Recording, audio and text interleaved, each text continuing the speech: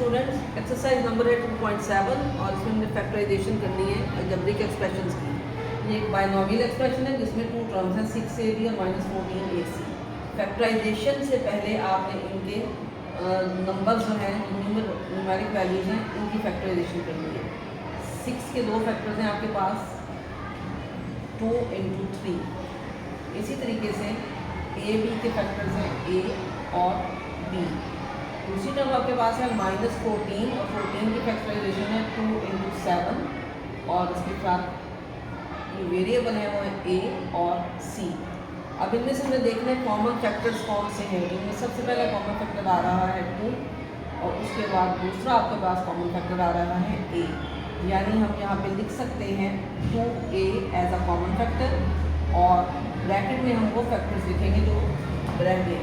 अब पहले हिस्से में आपके पास 3b रह गए 3b और माइनस दूसरे हिस्से में आपके पास है 7c, यानी आपने जब 6ab और -14ac की फैक्टराइजेशन की तो हमारे पास कॉमन फैक्टर आया 2a और 3b - 7c में है इसका दूसरा फैक्टर है, ये अनकॉमन फैक्टर है। और इनको जब आप मल्टीप्लाई करेंगे तो अगेन आपके पास 6ab और -14ac रिजल्ट आएगा और यही आपका आंसर है।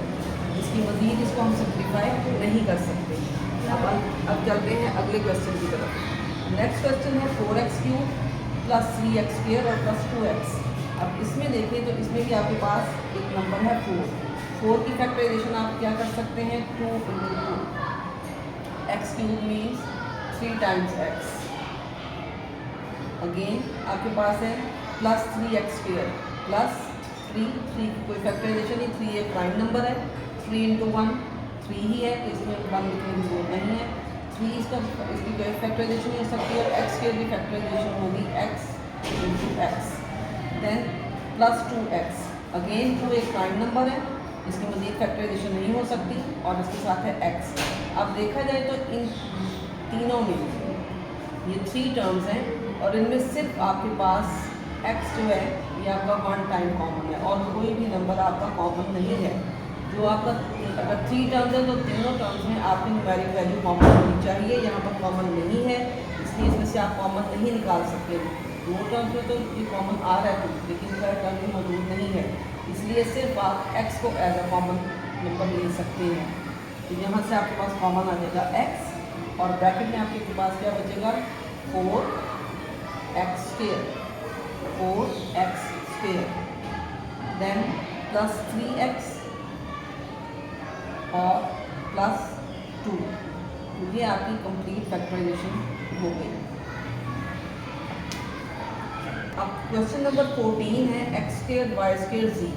अगेन जैसे पहले किया था, अब इसमें कोई भी न्यूमेरिक वैल्यू कॉमन नहीं है, न्यूमेरिक वैल्यू नजर ही नहीं आ रही तो इसलिए हम सिर्फ इसके वेरिएबल्स की फैक्टराइजेशन करेंगे। x² y² z means x 2 times, again y 2 times और देन z। सेकेंड टर्म है +x², it means x × x, then y और z² मीन्स z × z। उसके बाद है +x 2 टाइम्स y और z² मीन्स 2 टाइम्स z। अब इसमें देखा जाए तो x जो है सिर्फ एक मरतबा कॉमन है, ठीक, तो x कॉमन आ गया। उसके बाद देखें तो y भी एक मरतबा कॉमन है, y भी आ गया। उसके बाद